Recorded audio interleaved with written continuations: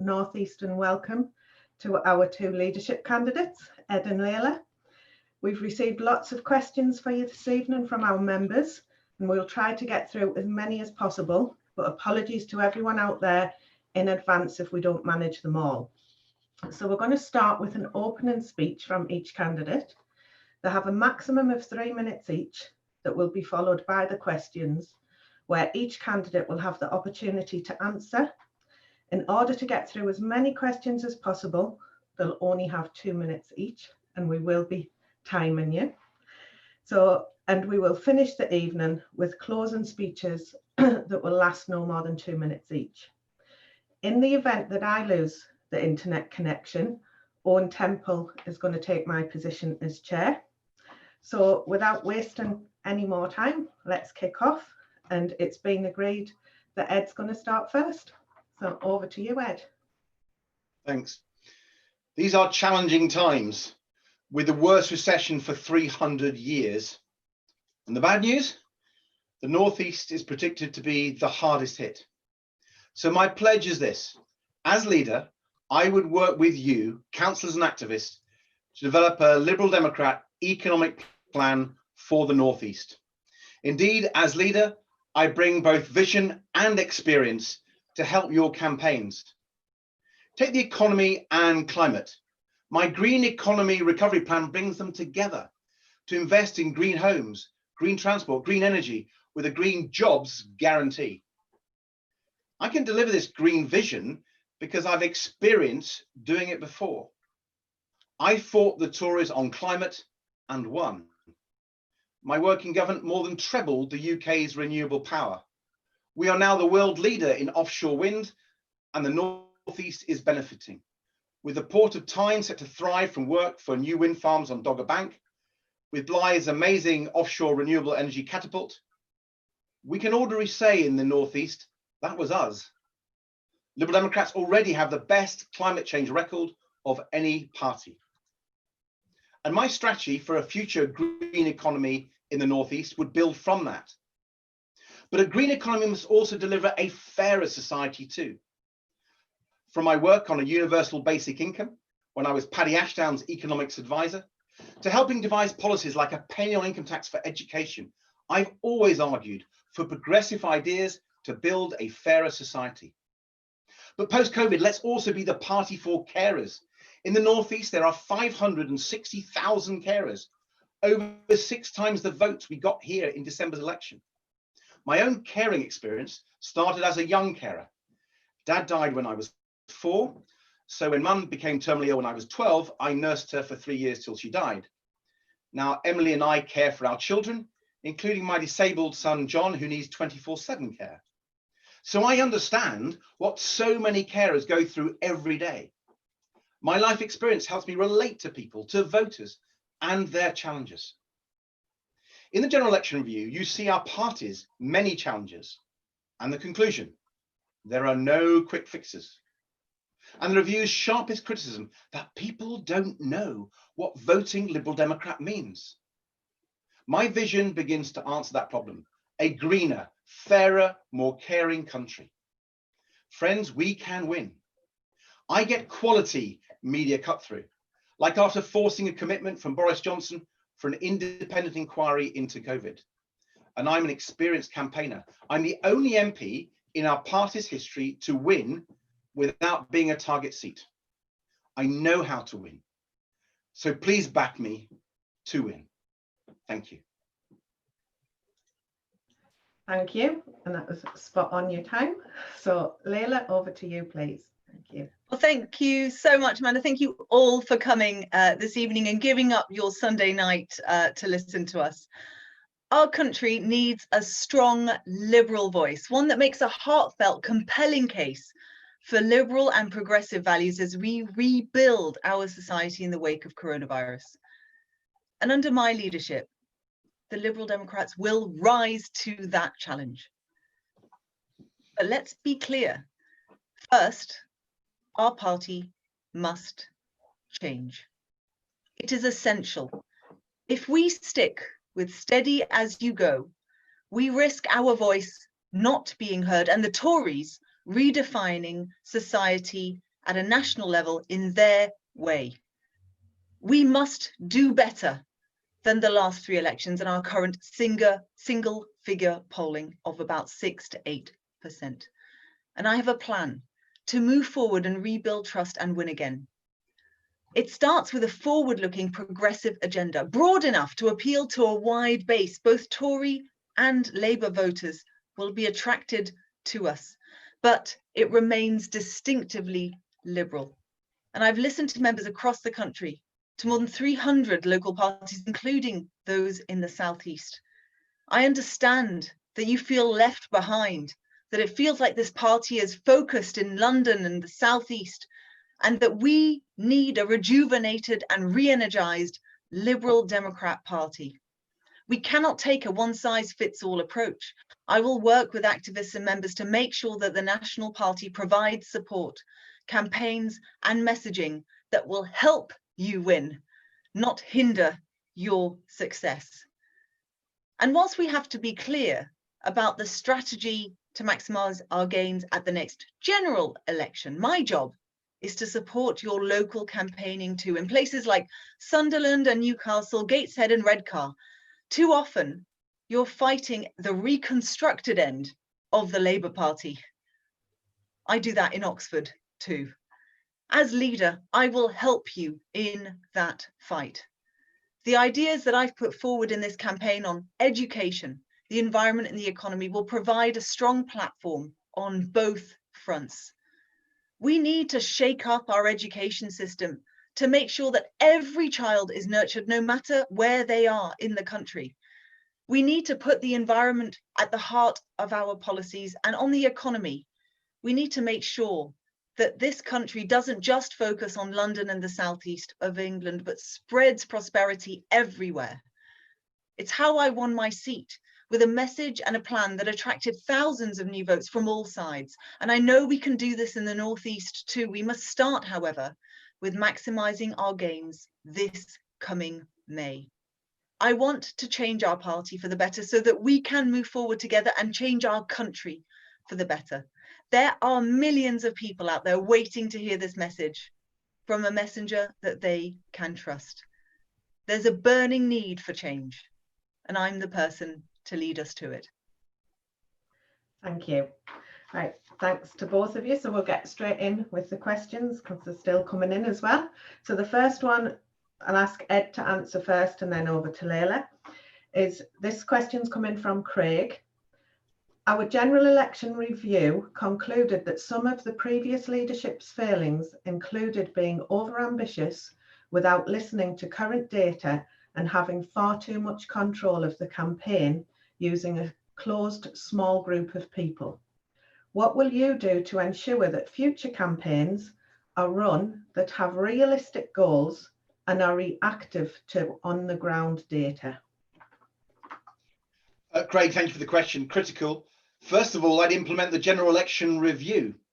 I co-commissioned it, and I think Dorothy Thornhill has done a great job, and I'm delighted she's backing me in this leadership campaign. If you look at that review, it is quite scathing about our failures, and it essentially says we need to listen to the voters. And you know what? I think we've not been doing that for a while, and we've been listening to ourselves. And that's one of the reasons why we appear out of touch in regions like the Northeast. I always, in all my campaign, I've always started with the voters first. And if you do that, first of all, you're more realistic. And we just got completely mad in the last election. We drank the Kool-Aid. And I have to say, when I was being told we're going to win 80 seats, I pushed back because it didn't seem right to me. And also that what was happening, you know, I'd go into HQ during the election. And I said, look, the revote policy isn't working. And, you know, the team, I'm afraid, dismissed people like me who's fought quite a few elections. So, you know, I hope that I would be able to use the experience I've got of fighting 7 elections and winning 6. Use the experience of new people we bring in, but above all, making sure our campaigning starts bottom up. You know, what really irritated me, even in my own seat, where we won very well, was some of the party's national leaflets were just completely out of tune, even in Kingston and Surbiton. And we worked really hard to produce really good leaflets relevant to our area and the national, and we sweat blood, we pay for it, we use our shoe leather, and the National Party would pay Royal Mail and a printer to produce something which undermined our local message. So I couldn't be more committed to changing the way we've been campaigning in recent years, to go back to ways that I learned many years ago, which were very, very successful when we were winning seats, including in the Northeast, Redcar and Berwick and all the rest of it. I think we can win again, but we do need to change. And Craig, I hope that pleases you. Let's get that general election review implemented and let's change the way we campaign. Thank you. Leila? Thank you, Craig. Well, my leadership style is one where I naturally listen. This is what I do. It is a core part of who I am, that if I feel that we're not getting something right, I go out and find the information. I used to be a scientist. I was a maths and science teacher before I was an MP, and we're clearly not doing it right. I've got a number of people in my team from the Northeast, and what I hear time and time again is that the messages that the National Party are putting out not only don't help, they hinder campaigning, and they hinder what you need to do with your communities on the ground, which so often is actually about challenging complacent Labour councils. It's actually a lot of what we do here in Oxford. We have the same thing, very much that side of Labour who are very, very vitriolic towards us, who bring up coalition all the time, who want to see the end of us because in some way we betrayed them. And meanwhile, we're doing things differently. We've got a bottom-up approach. We care about our communities, not our own internal politics, which stop things from happening for those communities. And so one thing that I'm going to do is to first of all make sure that there is someone in my office who understands the party and who is going to be that conduit, so that you won't be in a situation where you find the leader doesn't listen, because actually I want to start off my leadership in that way. But the second thing that we need to do as a party more generally is to work with the region, to work with ALDC, to see where we can realistically make progress. And I want to be a leader, not just for the next few years. I want to be a leader for 5, 10 years. And yes, the majority of seats that we're looking to win are Tory facing in the next election. But I've already got, like a good chess player, one election after that in the back of my mind. We need to find that liberal message that is going to reach out to both sides. And it's about that we listen to you message, that liberal message of bottom up politics. And I know how to rebuild.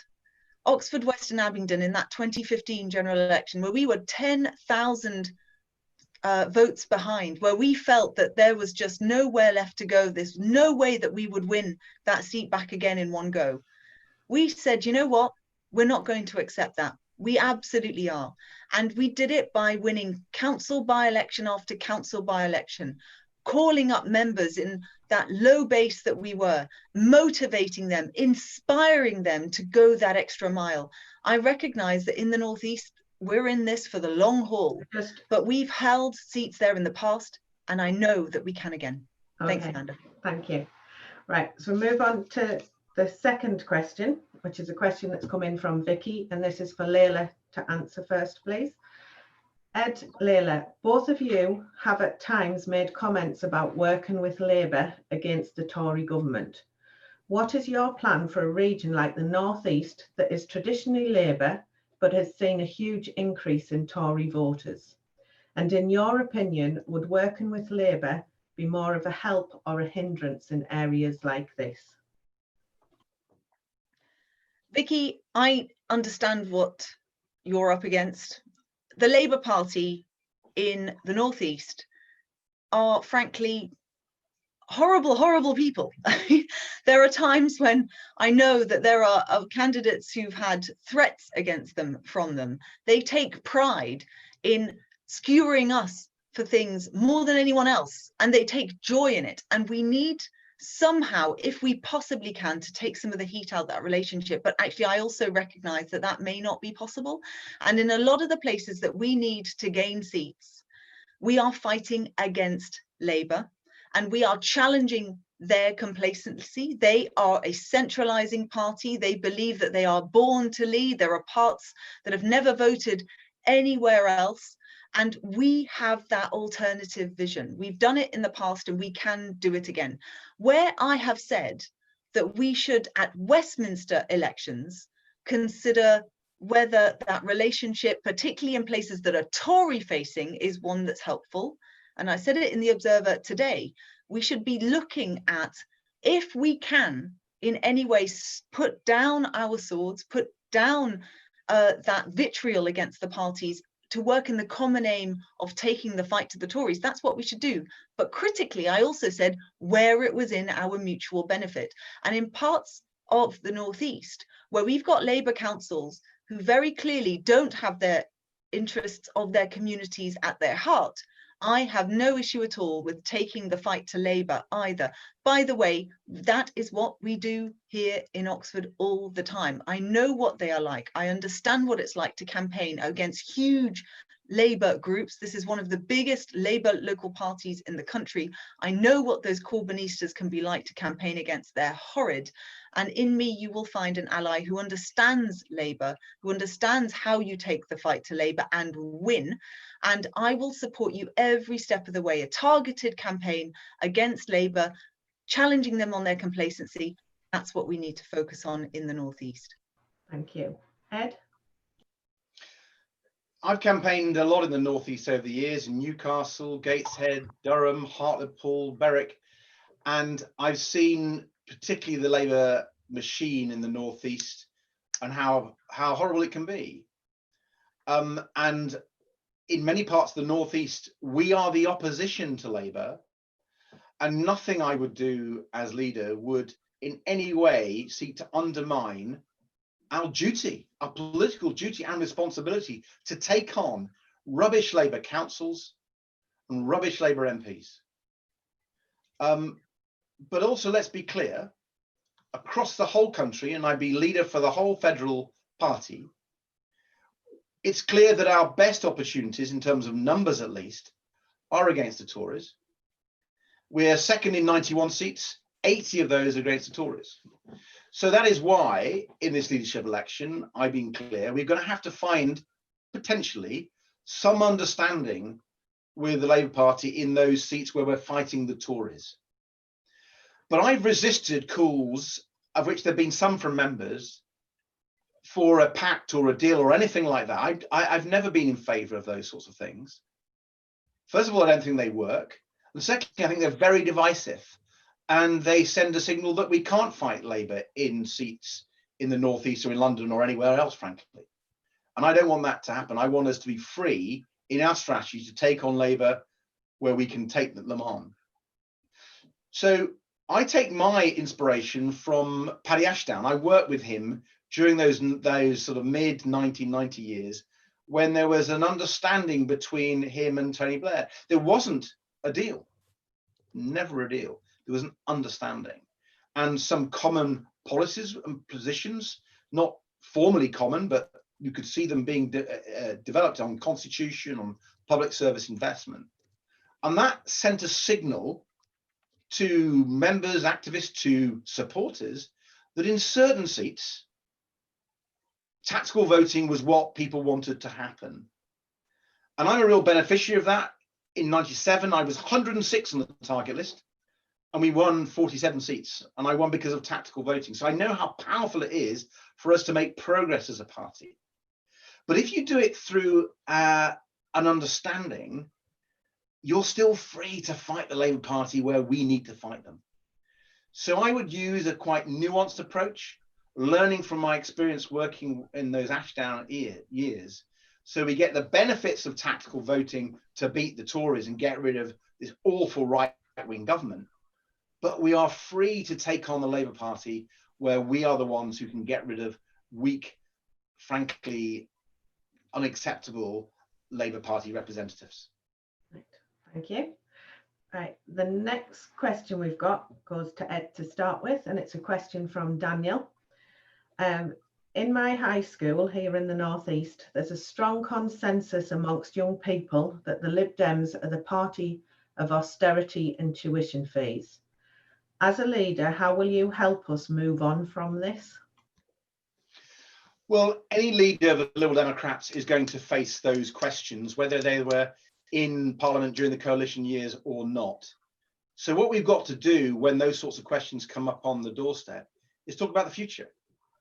Increasingly, they're not coming on the doorstep because, by 2024, it'll be a decade away. And while I'm sure the Labour Party will try to make an issue, the reality is post-Brexit, post-COVID, people are looking to the future. And we have to be really clear that we see no reason at all for a return to austerity. As an economist, I got a degree and I went through night school for my postgraduate in economics. I can tell you that this debt we built up is very different from the situation over 10 years ago. First of all, the costs of borrowing are much lower and we can afford to keep this debt. Secondly, the vast majority of it is on the balance sheet of the Bank of England. What does that mean? That means that we don't have to have the cuts. We need to invest to get the growth to tackle climate change. So I'm really clear that at the next election and between now and then, we can be a pro-growth party, an anti-austerity party, and a party that is on the side of students. I mean, if you look at our policies on grants, for example, to help people from lower incomes, we still are a party that can help people get into university who want to go. We can look at issues like the interest rate and so on, and we can make sure we have a really good offer for people wanting to go to university. So I think we are in a different era.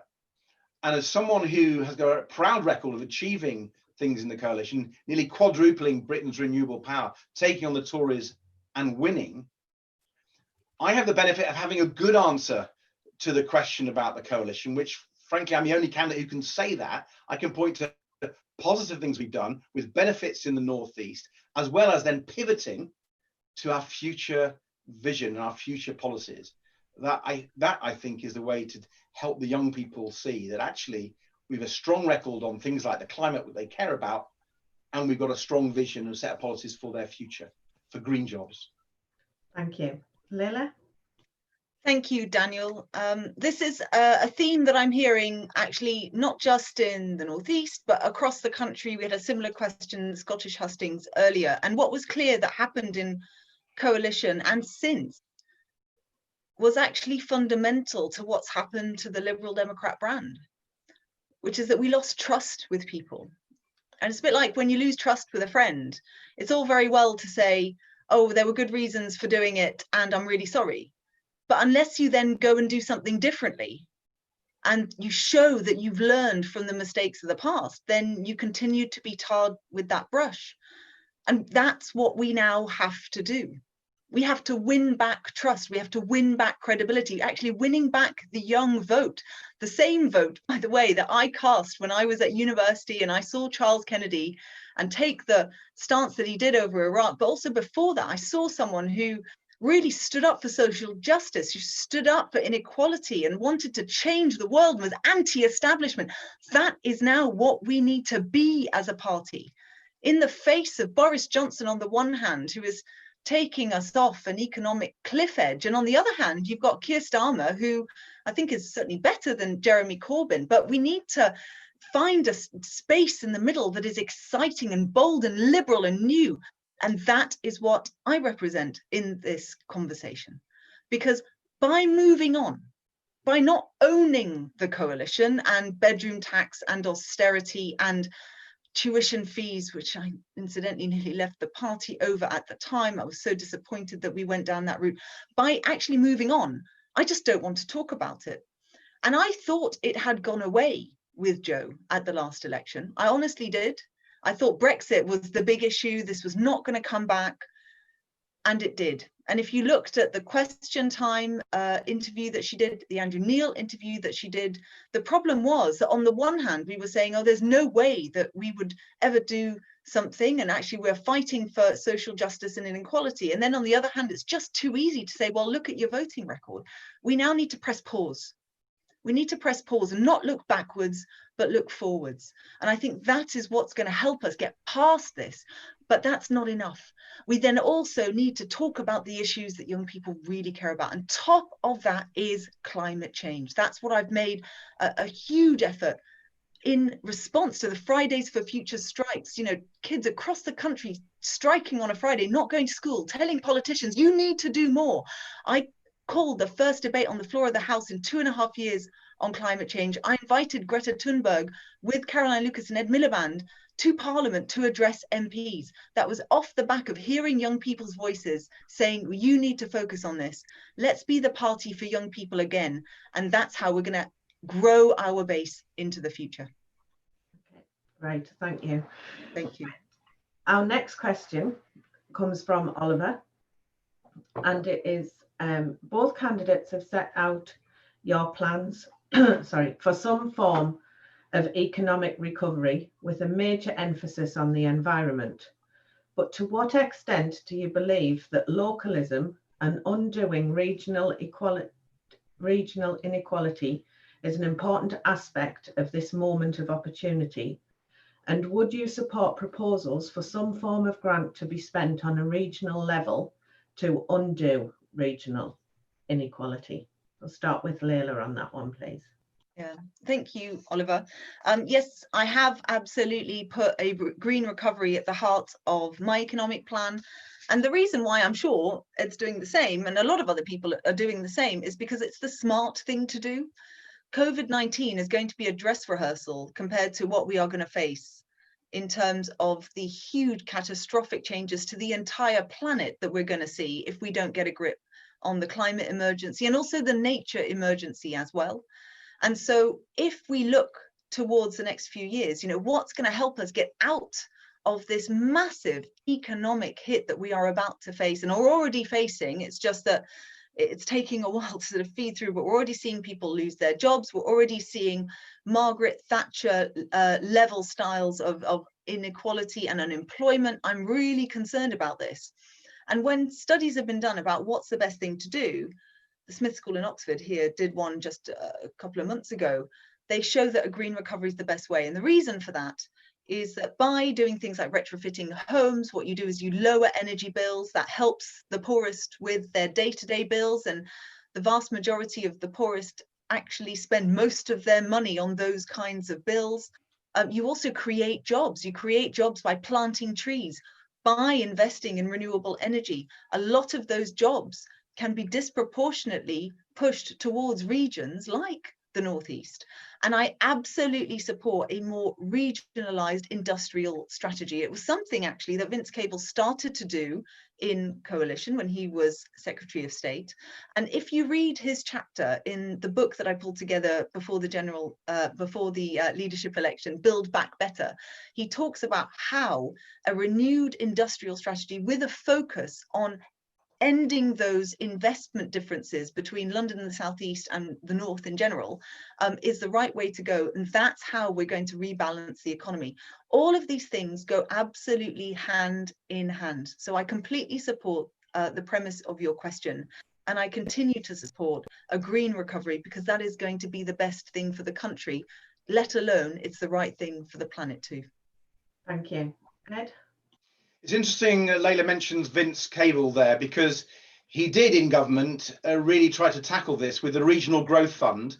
And there are quite a lot of businesses across the Northeast region who benefited from Vince's work. He and I talked about the appalling regional inequality we have in our country, and how if we're going to be a fairer society and frankly a more prosperous one, we've got to tackle that regional inequality. And I just note, going back to the previous conversation, that when Vince Cable was the leader of our party, even though he'd been a cabinet minister for 5 years in the coalition, we got our best ever European result and our best ever local election result. So that wasn't a barrier then.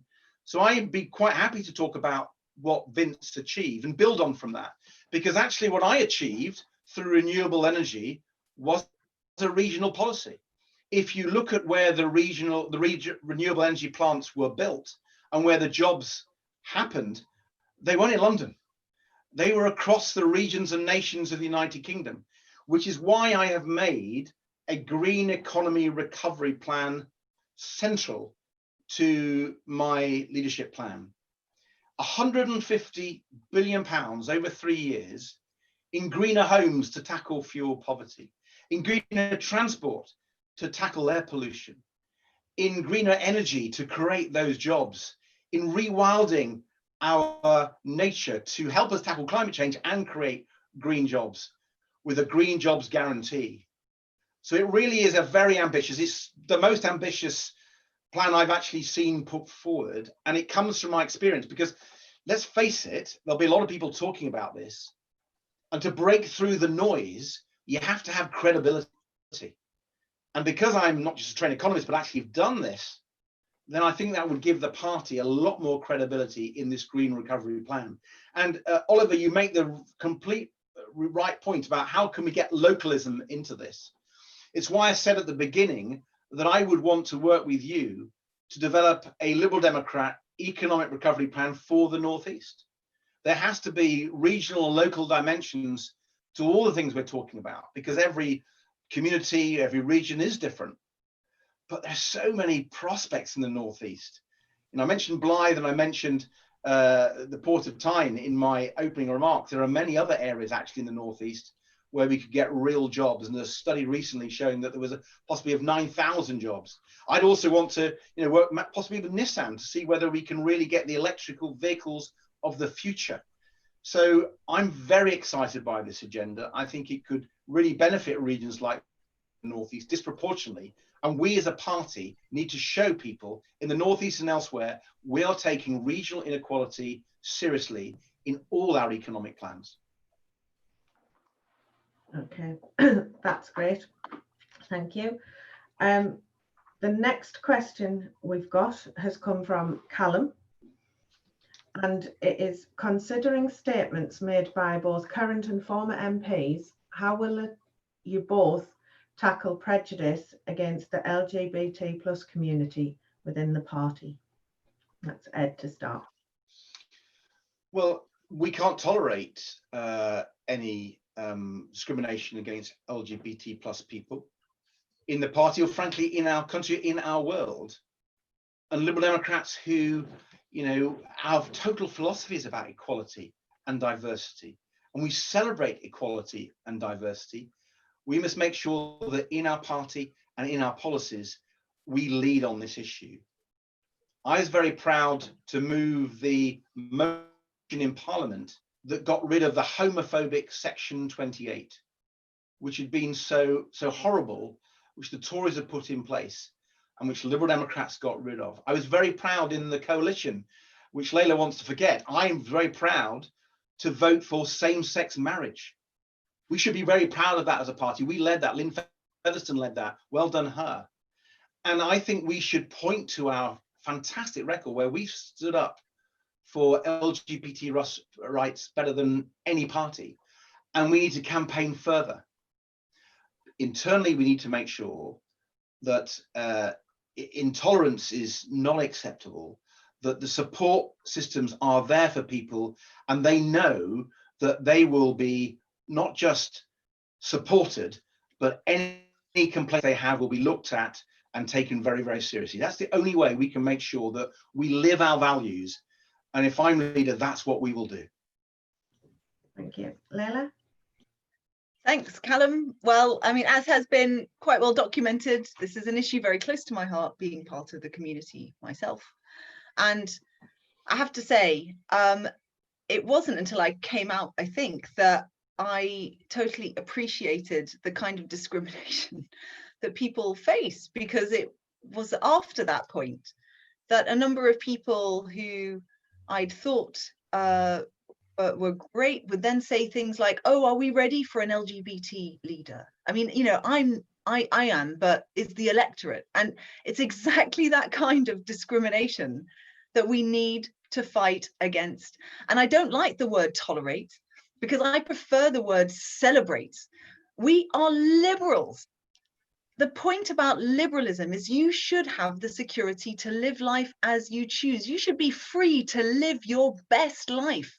And to be free to do that, you should be free from ignorance, poverty, and conformity. There is nothing wrong with being different. And in fact, it's something that we as Liberals think is brilliant. And it's why we stand with the LGBTQ plus community. It's why I stand firm in my support for trans rights at a time when that community is absolutely coming under attack. I'm so proud that our party has not been torn apart by that debate. It's absolutely brilliant. And I'm so proud that we were the party that delivered same-sex marriage. Just in this morning's Lib Dem Voice piece, Lynn makes the point that she was proud of delivering that. And she's supporting me because she can see that while that was an important thing to deliver, that general hangover from coalition is still holding us back. And not just coalition, but also what's happened afterwards. I believe that we should be going after LGBTQ plus votes. They used to vote for us in their droves, that then stopped. We have to win them back. But we do that by showing them that we are on their side, that we are Liberals, that we will fight for everybody, no matter who you are in this country, no matter your sexuality, the color of your skin, your gender, we will fight for you, because none of that should matter. And if we keep bringing back these things to our core principles, that's how we're going to answer the question, what do the Liberal Democrats stand for? Thank you. That actually leads us, some of the things you said there, into one of the next questions. So I'm going to take them out of order, so I'll be panicking Penny and Owen, who are assisting me here by not keeping to script. And the next question I'm going to take has come from Richard, and it is, what is liberalism? And what does it offer to the progressives that Labour, the Greens and other parties don't? So Leila, to start. Thank you. Well, as you say, Amanda, I think, and I started going, that my elevator pitch is kind of that. It's about the individual. You know, the clue is in the name, liberal, to be free, to live life as you want, to have access to all the opportunities, the extraordinary opportunities that the whole of our world has to offer you. And yet we know that in our country, there are people who can't do that. There are children who go to bed hungry at night. And that has a much greater effect on, for example, their educational outcomes. The reason I joined the Lib Dems was because I recognized, after studying it, to be perfectly honest, I wasn't really very political before I joined the party. I was more interested in physics, as a maths and physics teacher. I got into politics through teaching. And I realized that parts of the country, including in the Northeast, which has some of the poorer outcomes in our country, those outcomes are far closer linked to how much money your parents have and how well connected your parents have than the content of your own character and your own potential. And that has got to be wrong. That's got to be wrong. And I chose the Lib Dems because our policies were the best at recognizing that. What we are is a party that wants to bring out the best in every single individual. But to do that, you also have to bring out the best in their communities. And that is something that is so different to the Labour Party and the Conservative Party, that bottom-up approach, that community-centred approach, where we recognise that actually the best people to be taking a decision is the people closest to the people who those decisions affect.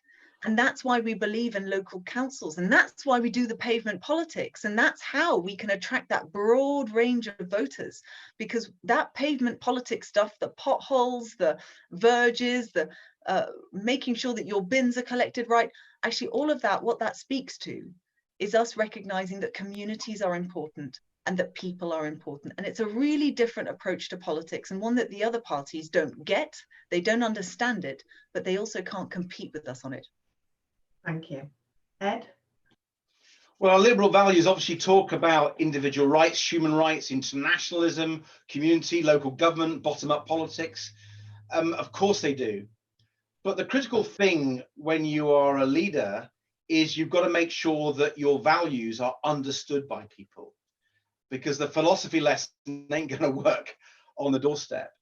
And I like to think that the pitch I'm making in this leadership election is about freedom.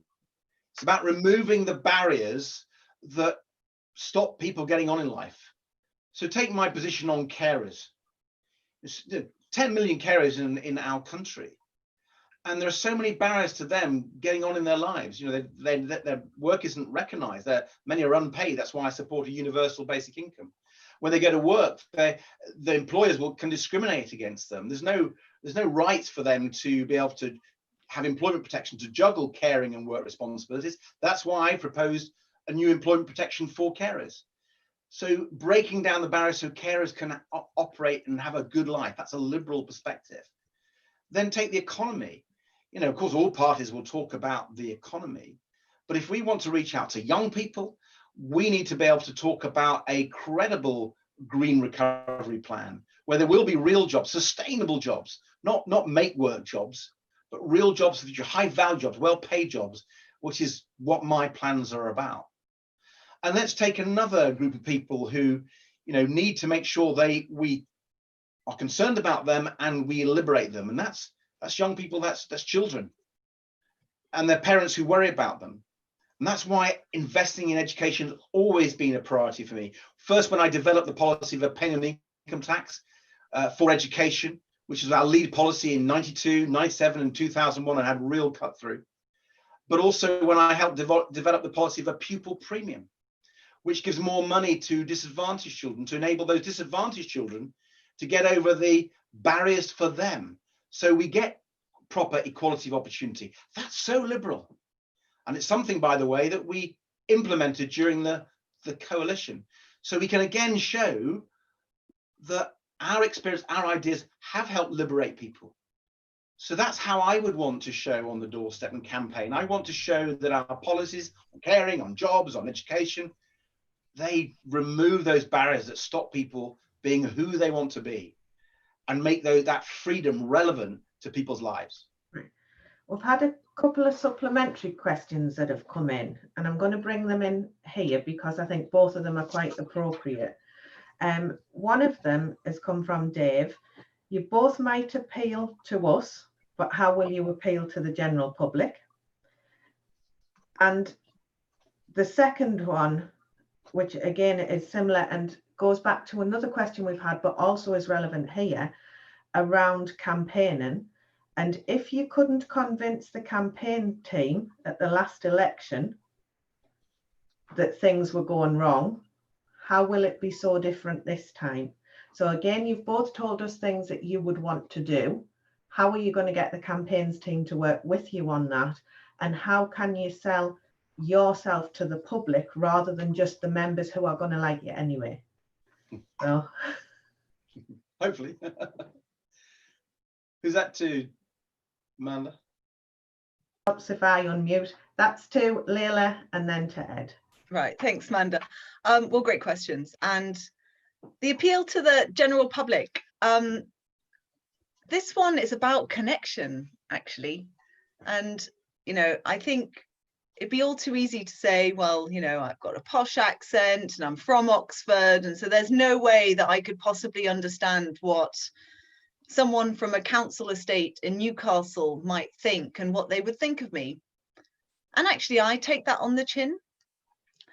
But I actually got a call from a member who grew up on a council estate in Newcastle 10 days ago. And they'd watched me in one of these hustings and they said, do you know what, Leila?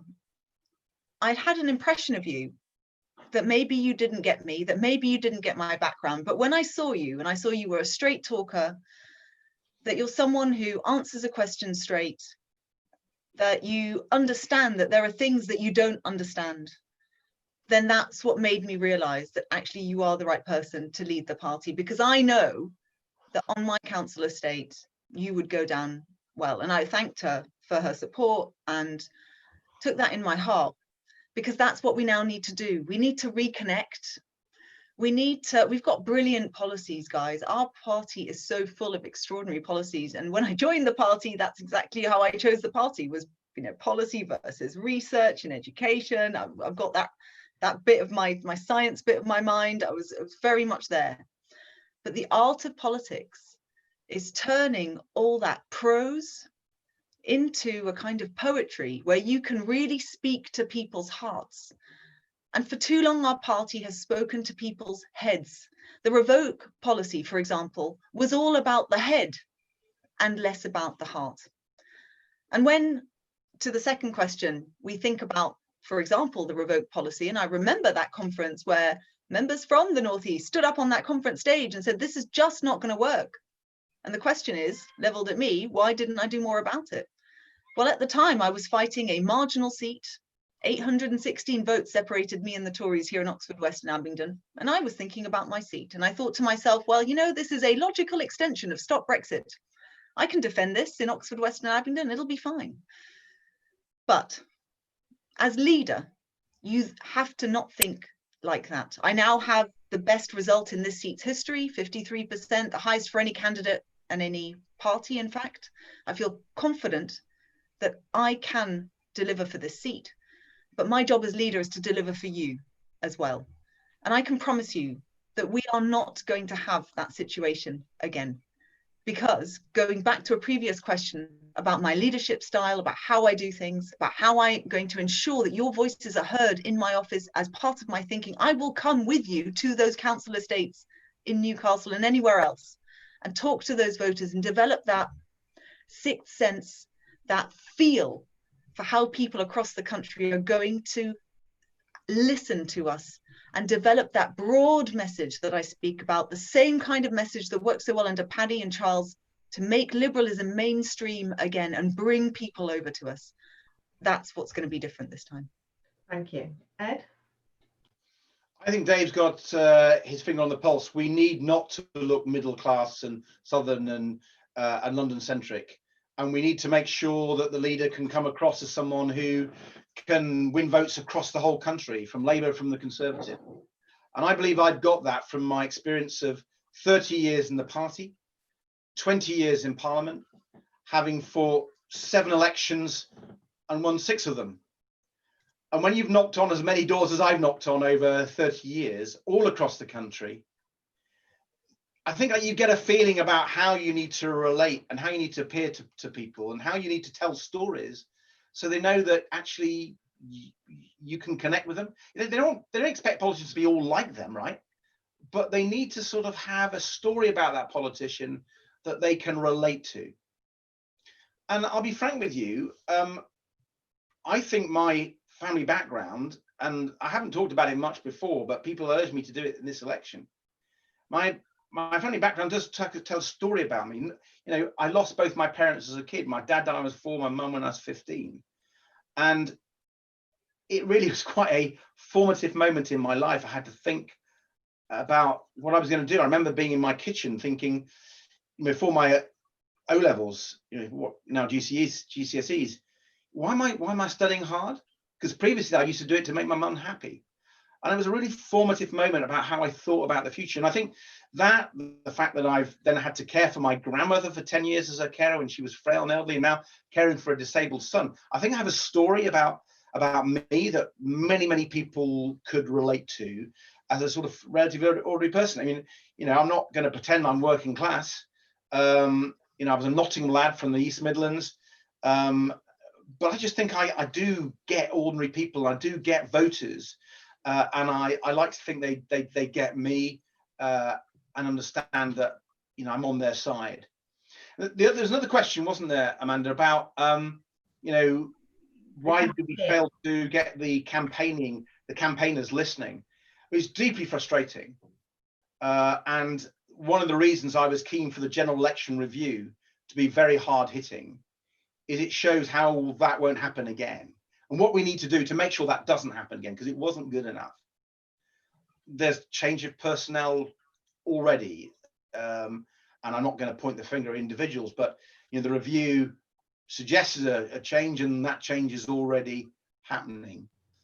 And as leader, you would have a lot more say. And you know, my style is to listen to the canvassers.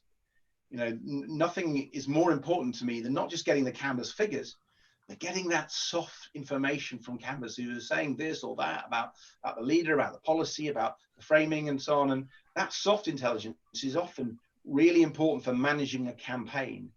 And then with the experience I've got over many years campaigning for this party, I think I'd be very well placed to do that and make sure we don't make the mistakes that some others did last year. Okay. Right, thank you both of you for that. Right, this one goes to Ed, and it's a question that's come in from Liz, is what should government, and this is the current government, have done differently in the current COVID crisis? Oh, Liz, a huge You number. only have 2 minutes.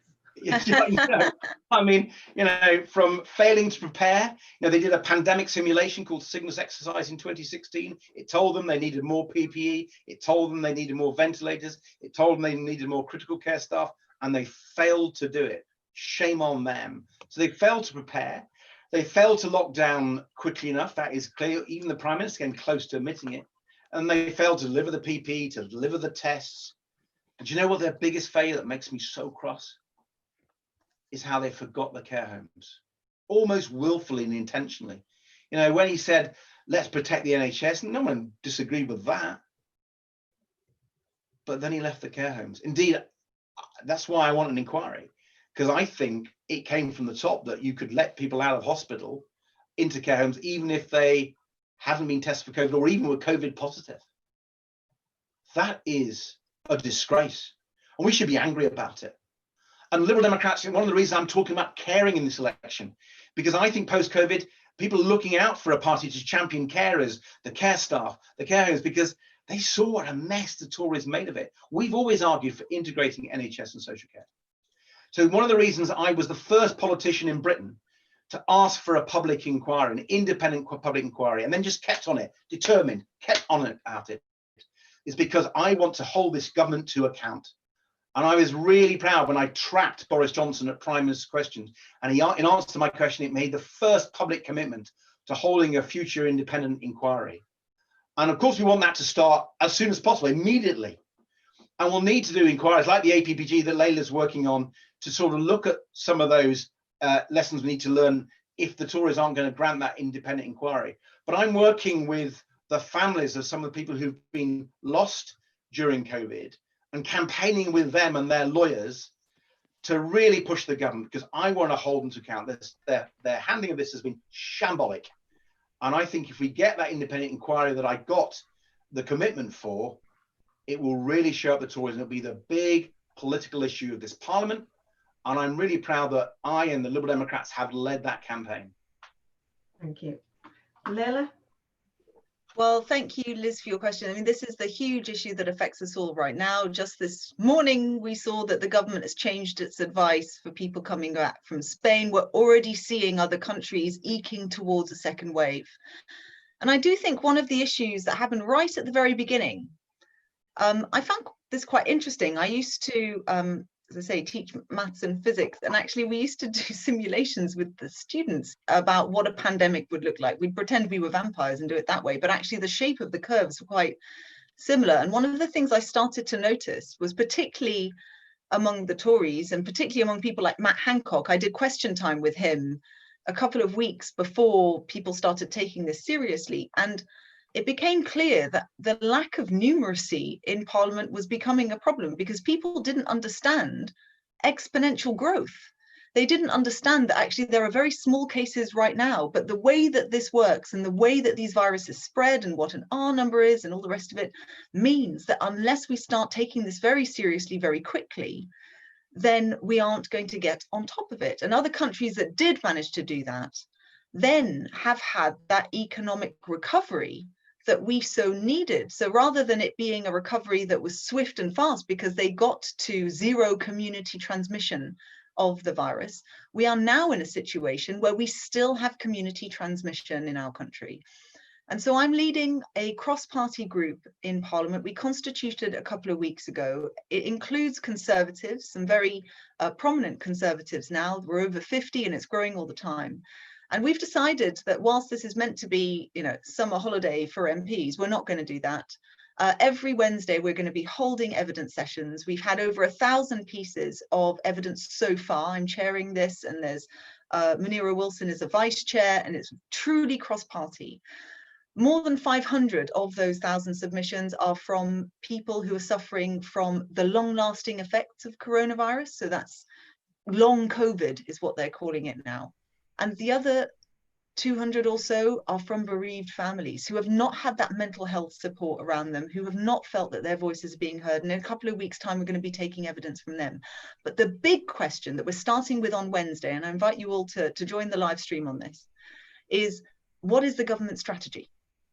Because is it to go to zero COVID or not? Zero community transmission of COVID before a second wave is the only way to really get on top of this. And if it's not that, then what do we need to do to make sure the NHS is prepared for a potential second wave? So this is what I'm doing in addition to obviously the leadership election. And I hope that at the end of it, what we'll be able to say as a parliamentary inquiry is that we help to save lives. And surely right now, that has to be our common aim, no matter what background you come from, no matter what your political colour, we have to do what we can to save as many lives as we possibly can in this country. Right. Thank you both for that. Right, the next question, we start with Leila and it's coming from John. As the most common means of public transport in the northeast of England is the bus, large rural areas have no public transport without subsidised bus services, and cash-strapped local authorities find it difficult to afford such subsidies.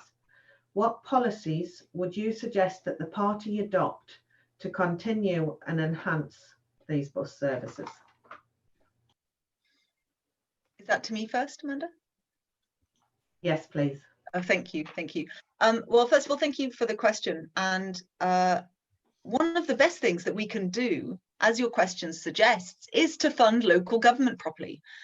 And I do think that one of the things that's gone so badly wrong in this crisis was the government said that it would reimburse local government for every single little bit of extra cost for coronavirus, and they haven't. And what we're finding is more and more local government cannot afford to subsidize these services. And bluntly, this is a clear space for where the government should step in, because let's remind ourselves who uses the bus. If you're using the bus, it's often people who earn less, it's younger people, it's the elderly, it's the disabled, it's people who really need it. It is actually one of the most inequality friendly ways of getting around, and it's greener. So we need to be ploughing investment in bus services. And so when I've been working in the media, and I think that media cut through that I get is so critical for the party, because we can then talk about things that really matter to people. I've raised this issue, and in fact, it's a campaign that I ran in the Telegraph because I wanted to make sure that Tories were seeing this, and they helped to promote it. And it was on this specific issue of rural transport services. And they agreed that actually the way to the hearts and minds of Middle England, rural England, is to subsidise bus services. Right. Thank you. Ed? Well, of course, we need to support local government financially. As a Liberal Democrat, that's absolutely critical. We need to give them more powers, as well as more money, more fundraising powers and more powers to intervene on transport. So that's part of it. But I'd like to go further. You know, the Tories deregulated buses outside London, and it's been a disaster. And people don't talk about it very much. But if you look at the statistics about the deregulation of buses, quite a right-wing policy, it has reduced the number of people using buses, is increased the subsidies because the bus contractors won't do it. And it's actually made it more difficult for local authorities to get those good buses. So yes, we need to fund local authorities more, but we need to re-regulate buses. And you know, the regulated buses in London actually have seen bus ridership go up. And one of the reasons we need to do it is not only is it part of our green strategy, of course we need the buses to be hydrogen buses or electric buses, not diesel buses. But it's not only is it part of our green strategy, but it has a big social justice issue. You know, it's not just the disabled and young people, it's women who are the big users of buses. There's a big gender issue here. And, you know, I think we need to get that over and be clear that this is an equality agenda, social justice agenda too. The only thing I'd say on public transport in the Northeast is I'd like to go further. The metro needs to be expanded. I could think if you invested in the metro, not only would you create jobs, but I think you could really make quite a difference. That the rural routes are bad in the way that the questioner talked about. Our metropolitan routes in the Northeast are not very good either. So I'd like, and it could be part of this idea I've got for a Liberal Democrat economic plan for the Northeast, to look at public transport as a whole in rural and urban areas, and to look at buses and the metro and see what other things we can do, because I think this is a critical issue, and it's one of those issues that we could champion, and we could be on the voters' side, and it could really resonate with people across the Northeast. Okay, thank you to both of you. Right, some other questions that have come in online, which I'll pick these up and put them both together because they're both from Diane, is what more can the party do to improve the accessibility of people with disabilities? And what are we going to do to help children with disabilities succeed in education? So we'll start with Ed with that one, please. Diane, thank you so much for that question. It's an issue very close to my heart. As I've mentioned, I have a son who's very severely disabled. His name's John, he's 12. He has an undiagnosed neurological condition. So we don't know what it's caused it. It means he can't walk, he can't talk, and he has profound learning disabilities. So while I was quite aware of many of the challenges of parents, disabled children more broadly, before John came along, through my constituency work, because I do lots of constituency work, 2 advice surgeries a week, and over 20 years that's taught me almost every issue going for people. But when you see it through your son and through a parent's eyes, you realize how far we've got to go, for helping children. And there's a crisis in funding for special education needs and disabled children, and I've been fighting for turning that around, and we need to speak out much more loudly as a party about special education needs and disabled children and how they need better support. And my experience, my personal experience, and my experience working with constituents means that we've really got to do more on this, and I'd be totally committed to doing it. I know where a lot of the bodies are buried. And Diane, you asked about accessibility too. I think that goes across the board, whether it's accessibility within the party. Maybe we can use Zoom a lot more. We must make sure our conferences are totally accessible. But I think in our communities, in our towns, our villages, our cities, we need to be real champions for accessibility. I did a lot of campaigning in my own constituency at the train stations. So I've got 10 train stations in my constituency. Getting the lifts and support for disabled people has been a massive campaign. I've won a lot of them, still a few more to do. And one thing I really campaigned on for a number of years, supporting a national campaigner, was on new types of toilets for disabled people. They're called changing places toilets. And they're toilets that aren't just your standard disabled toilets, but they're much bigger, so you can get a wheelchair in, and crucially a carer, and they have pulleys and hoists and so on. And these changing places toilets are crucial for accessibility for many people, because they just can't go into town. They can't enjoy leisure. They can't enjoy shopping. They can't be part of society unless they have these toilets. So, it's a multifaceted issue, Diane. I couldn't be more committed to it. And, if you'd like to follow up, I'd be very happy to talk to you about it, because, we need to be to the party strongly campaigning for disabled people. I'm actually a patron of Disability Law Service, which is a charity that provides legal advice to disabled people. And I'm campaigning with them at the moment, actually, on rights for autistic children. So it is an issue that's dear to my heart, and I do quite a lot of work on. Right, over to Leila, please. Thank you. Well, thank you, Diane, for the question. And there is so much around this. And I start by thinking about my casework, actually. I've been helping a gentleman who has been campaigning for better accessibility on buses. Not all buses take all types of wheelchair, even though they're meant to. And on his behalf and on my community's behalf, have met with ministers to talk about making buses more accessible, making sure that bus companies, especially when they're privately run, always meet minimum standards. And at the moment, whilst they're meant to, very often it sometimes falls through the cracks. And so campaigning with him and then changing actually the policy of the local bus company as a result was a great win over the last few years. But it's not just about buses. There's a whole big part of this. It's the benefit system that is so unfair. It's recognizing that actually, in order to access wider society, you do need things like, and I'm delighted to hear Ed talk about changing places' toilets. This is one of the reasons why we need to elect Liberal Democrats, because again, something very, very proud of here in the Vale of Whitehorse District Council. We took that council off the Tories last year. And one of the first things that we did was we made sure that there were changing places toilets available in the centre of Abingdon.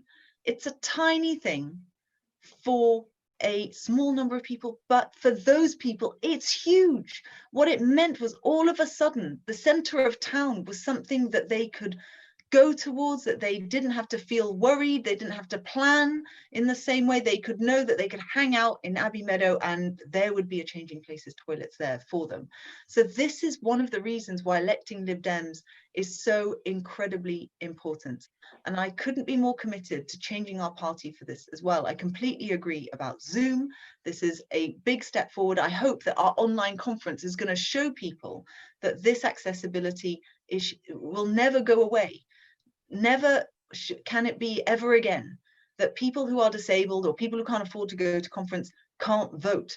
We are one member, one vote. That's how we make policy. I'm absolutely committed to making sure that the online element of conference and the online elements that we've discovered through this horrible time in coronavirus stay, because they are so important to make sure everyone has equal access to the decision-making bodies in our party as a corollary to what's happening in wider society as well. Thank you. Right. Next question's for Leila to start with.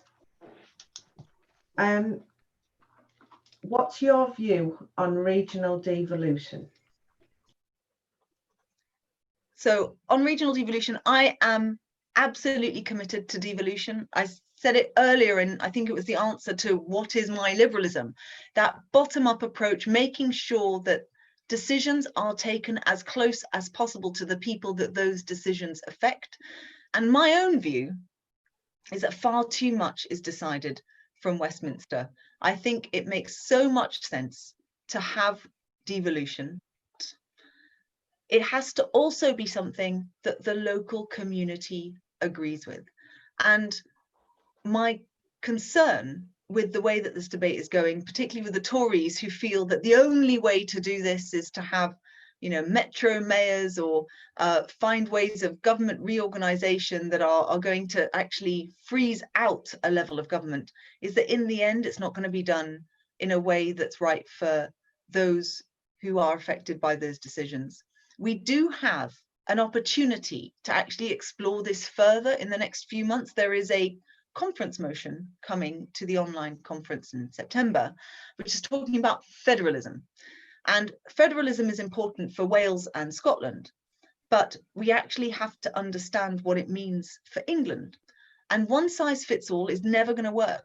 There is no one singular English identity. And in fact, there are lots of parts of the country, the Northeast included, that are just absolutely proud of where they come from and don't really feel that connected to people in London or people in Devon and Cornwall. They want their own distinct identity. How do we reconcile those proud local identities with the idea of federalism? And I've committed, and I know Ed has too, to a commission that is going to look at this issue in England, because we need a coherent approach, especially in the context of nationalism in Wales and Scotland. But I fully appreciate that the way that we're going to come to this is by talking about it, is listening about it, and making sure that we have a coherent approach to this that listens to campaigners on the ground.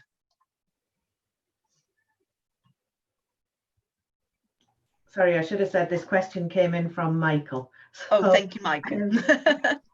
Ed? Well, thanks, Michael. I've got a bit of a history in this because I've always been attracted to regional devolution and regional assemblies.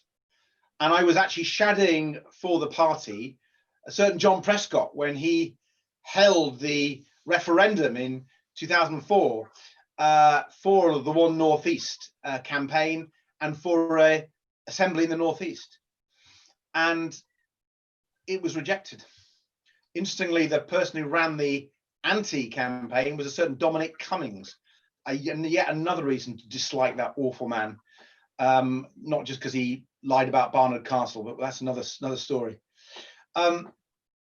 So the question is, given that that referendum failed before, and it failed quite badly, 4-1, people rejected it quite badly, how else can we do it?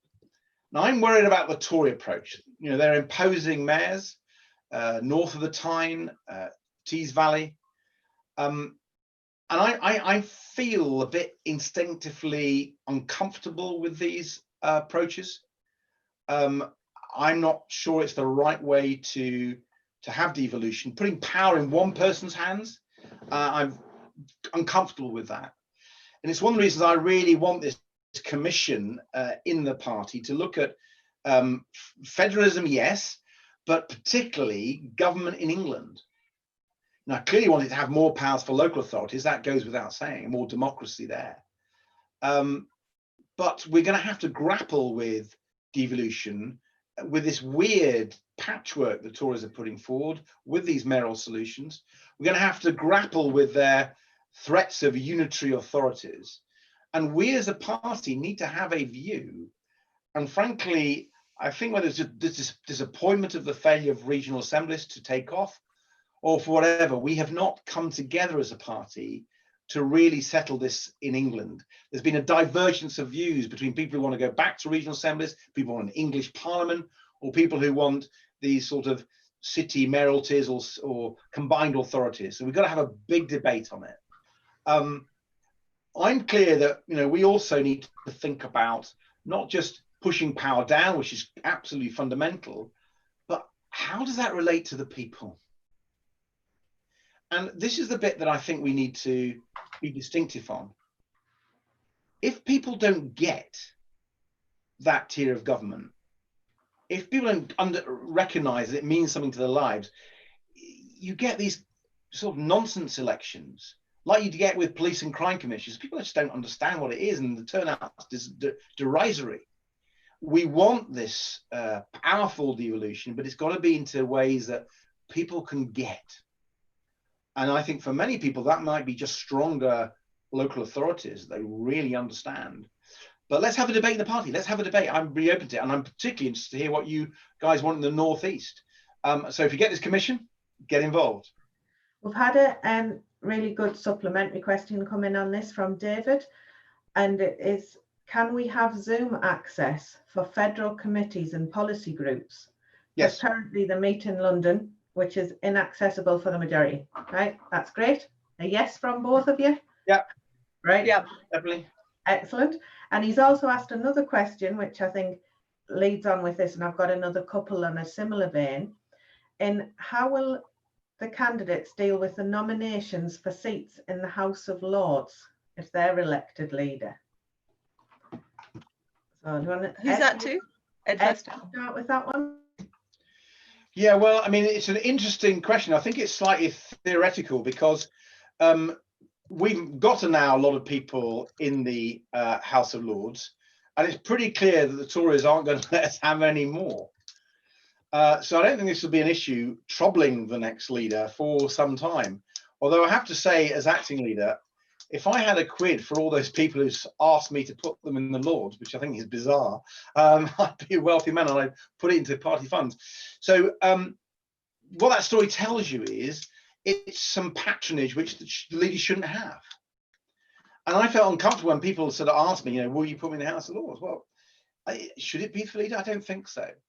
And we had a process some time ago, and I think we need to sort of bring it back, where there were elections, where people, the party, voted for who should be on the list that the leader should then select from. Now, bear in mind, I don't think the House of Lords should be nominated at all. I want a democratic House of Lords. I voted for a fully elected House of Lords. It's what I believe in. I'm a Democrat, and I really, really want to argue that. But of course, prior to that, if we're faced with a nomination, we'll have to deal with this issue. And I think a more democratic way, taking power out of the hands of the leader, actually is something I'd be very keen on. Thank you. Leila? Bluntly, I think we're exactly on the same page on this. The party used to have a panel. It was elected by members.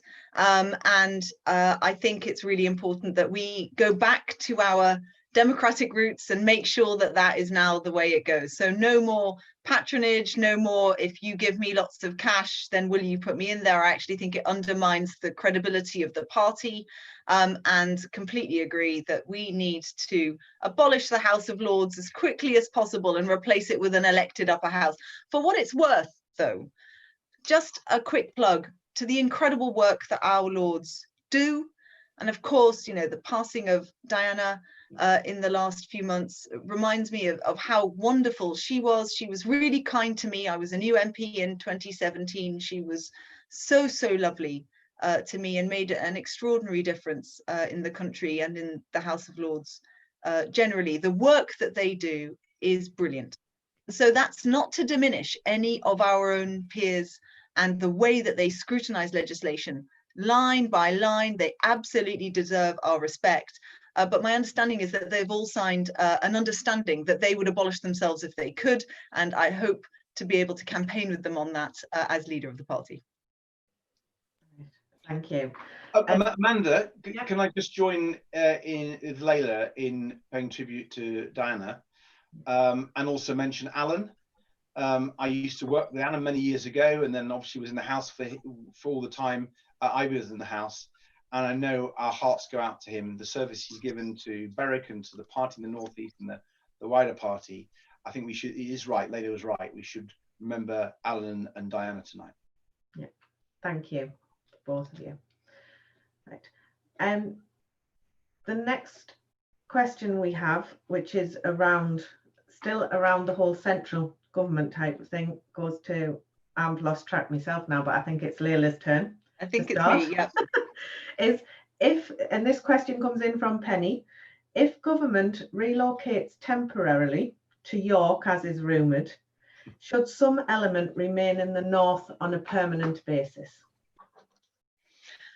Well, I, when the restoration and renewal vote happened in Parliament, was proud to vote for the amendment that said move it out of London.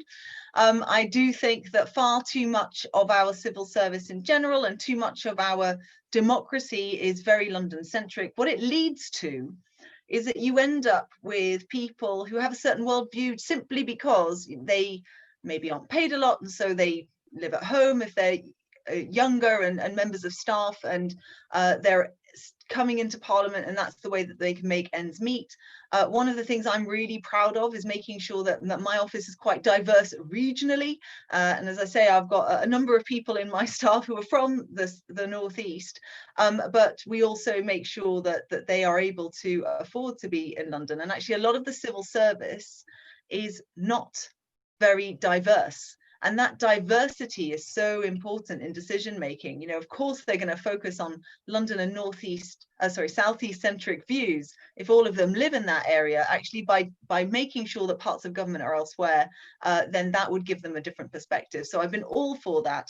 I'm glad that there is now a bit of a move in government to recognise that not everything needs to be in London. I think it needs to be absolutely supercharged. And bluntly, if I had it my way, the whole of Parliament would be turned into a museum, and both the House of Commons and the House of Lords would be moved out of London, because that would help to give people a real perspective on how the world works outside of what is our great financial centre. A lot of countries have a different centre of government compared to their financial centre. Actually, London's quite remarkable insofar as the two are there together. If we separated them, then that would give better balance to the whole country.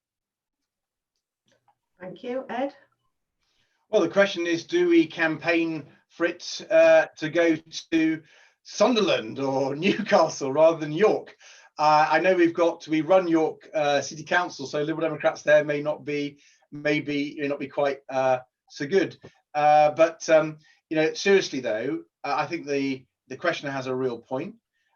We do need to make sure that the North is properly represented in the public sector. If you look at what's happened in other areas, when the BBC moved a lot of its offices and work to Manchester, that was quite a success. But if you look at the public sector devolution that there's been, and there has been some, almost none has gone to the Northeast, almost none. And the promises of the Labour Party, the promises of the Conservative Party, they've just not happened. So I think we can campaign on the Northeast to say, look, why hasn't this happened? Why is the Northeast always forgotten? And I think that'd be a really, really smart campaign. I do differ from Lena on this idea a little bit though, because I really want a federal Britain. Let's have the commission and work out what that means. But if you want a federal Britain, the way you're actually devolving power is you're devolving people, you're devolving resources, you're devolving fiscal power. And so Westminster and Whitehall and London become much less powerful. And so you have centres of power and economic relevance in every region. And I think that is probably the best way to sort out this problem, really devolving real power, real influence, real fiscal decentralization, which would, I think, be more meaningful. I think it would impact the lives of people in the Northeast far more than some of these other things. They can be a bit tokenistic, a bit headline grabbing. I want to do something that's real and that really gives power and resources and brings in economic activity by proper devolution. Right, thanks. Right, we've got time for one final question before you sum up, with Ed to start, and I've left a bit of a harder one for you to finish with. Okay. And this one's come from John, so thank you, John, because I do believe this is a bit of a challenging question. And what is the right balance between competence and vision for a leader? So Ed. You've absolutely got to have both. It's one reason I'm talking about vision and experience as what I bring to the leadership. I clearly believe have huge amount of vision on the green economy. I've written about it extensively. I've appeared in the media extensively. And on education, I've developed a lot of education policies over the years for the party that have been real election successes. And on the caring issue, the vision I have comes from my experience in life. So I think the vision point is very strong. But if you just have vision and policies without real competence and ability to show that you can deliver, then that sort of can undermine the vision.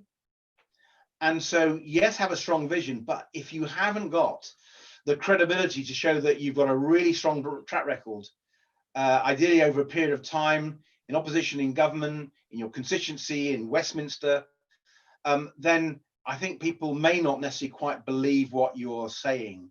And one of the problems Jo suffered from at the last election, when she said, I want to be prime minister, she'd only been leader for 4 months, people didn't know her, and it seemed like she was overclaiming massively. And I think you really need to make sure you don't overclaim in politics, and that you are credible in what you're saying. And I like to think that the 30 years in the party, the 20 years in parliament, the 5 years in government, when I've achieved quite a lot, actually, particularly on the renewables side, on climate change, I think that gives me some credibility to back up the vision that I'm putting forward. Thank you. Leila? Well, thanks for the question, John. Actually, I see that they have to go hand in hand. And if we think about, where we are now, 6%, what's going to make people vote Lib Dem? And one of the questions they ask, and this was really clear in the door knocking I did after that general election defeat that we had, and I was, talking to voters who did not vote Lib Dem at the last election. I went to Yorkshire and Kent and Wales and Devon and Cornwall, and I'm about to go to Scotland, and I would have come to the northeast, except coronavirus, of course, intervened. And one of the things that I was hearing on doors, Labour facing, Tory facing, was actually, what are you going to do for me now? And it speaks to, first of all, why I talk about local government being so important. It's why I champion electing councillors one by one, making sure that people can see the difference that Lib Dems make. But as to the Westminster leader, actually, they also want to see that we can deliver for them on the issues that matter now, from the position that we are now. We are the fourth party in Parliament. The way we're going to get stuff done is by doing it cross-party and by actually delivering and using those networks in Parliament. So when coronavirus struck, I had a surgery that was done on the radio, and I was called by a gentleman who works at the local hospital. He's a radiographer. He was really worried for his family. He's on the front line. What happens to them if he passes away because of coronavirus? And I thought to myself, oh my goodness. And he said, why is there not an army style compensation scheme for someone like me, so I can go to work knowing that they'd be looked after? And so I took this up, and I worked cross party, and we got over 50 MPs. I think it got to over 70 at one stage. And then we wrote to Boris Johnson. We were raising this issue, and backbench Tory MPs, people who were Brexiteers, were saying this is the right thing to do. I'm going to advocate on your behalf.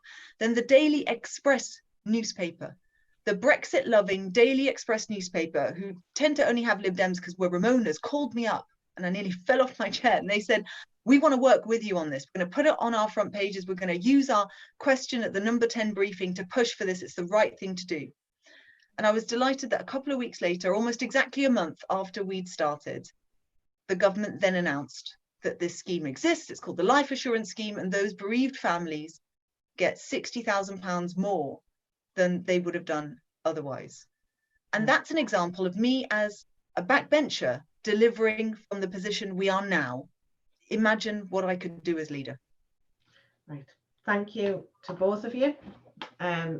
Thanks for fielding all the questions, and thank you to everyone who submitted a question. And I'm sorry that we weren't able to ask all of them. So as the chair, I'm going to use my chair's privilege with one final one to say, whoever wins the election, will they be a guest speaker at our online conference on the 7th of November? Yes. Thank you. Right. How could we say no, Amanda? Of course. Absolutely. Right. In that case, you have 2 minutes each to sum up and tell everybody here why they should vote for you. So Leila, to start, please. Well, first of all, thank you, Amanda. Thank you all. It's been a delight to be with you this evening. We have a proud tradition of standing up for communities across the Northeast. We've held Redcar and Berwick in Parliament, came close in Durham and Newcastle. We have solid and effective council groups across the region fighting hard for people that they represent. And we need more of them, because now more than ever, communities in this region and across our country need more Liberal Democrats to stand up for them. The challenge for the party is to rebuild trust and support. And in areas like this that lost out badly in the economic crash and the austerity that followed, and who are going to be worst affected by the upcoming downturn. With the right strategy, the right message and the right leader, I know that we can do better than single figure polling. I know that we can rebuild our council base and become a stronger political force. And it's going to take time, but I know we can win again. Electing me as leader sends a clear signal to voters that we've learned from our mistakes over the last decade, and that we as a party is moving forward, and that we are serious about progressive change and taking on Boris Johnson and this horrendous Tory government, but also the Labour council bosses, where they're letting people down. For too long, our hardworking activists and campaigners have spent hours explaining the party's actions in the past, or the voting record of their leader. A vote for me is a vote to start campaigning again from a broad, positive perspective that our party's leader can broadcast credibly. And a vote for me is to move forward together as a party so that we can win again across our nations and regions and change our country for the better. As leader, I'll harness our brilliant ideas, enthusiasm and ambition and use them to power a political comeback. Vote for me and let's move forward together. Thank you. Thanks. Ed? Well, thank you for all your questions. Thanks to Amanda for chairing. I hope I've shown you that I have the vision, experience and judgment to lead the Liberal Democrats and to make sure Liberal Democrats in the North East are not left out of the party's strategy and planning. That a group leader, a deputy council leader like Karen King in Redcar and Cleveland is brought into our thinking, that vibrant local parties that are making success in local government in places like Durham and Newcastle, Sunderland and Gateshead, the new councillors, the young Liberals that are now doing such a great job in the North East, that they are involved. And together, I think we can tackle the huge challenges we face across the country and inside the Liberal Democrats. I want to work with you all to build an economy where we invest in green jobs, build a fairer society by investing in education, and give carers a much better deal. The Thornhill review of the general election shows us there's no quick fix to our party's many challenges. But I know that by working together, we can build a message and a party machine that can speak to every region and nation across the UK. I've been touched by how many of the North East region's great campaigners and activists are backing my campaign. Councillor Anita Lower, our group leader on Newcastle City Council, Councillor Niall Hodson, who helped lead our winning campaigns in Sunderland, Councillor Jonathan Wallace and Ron Beadle from Gateshead, some of our party's best campaigners, Councillor Craig Martin from Durham, Tom Crawford from Middlesbrough, Stephen Howells from Newcastle, and many more. I'm really grateful for their support. Together, let's campaign our socks off, elect more Liberal Democrat councillors and MPs. Yes, the challenges with jobs, the climate, Brexit and COVID, the challenges have never been more serious. But I've got the experience and I'm ready for that challenge to take on both the Labour and Tory parties. And I'd be honoured to lead you to campaign for and win that greener, fairer, more caring future. Thank you. Right. Thank you. And thank you everybody who has watched this evening and who watches it back later. Good night. Good night. Thanks, Thank Ed. you so much, Amanda. Thank you, everybody. Cheers. Bye-bye. Bye-bye. Bye. Bye.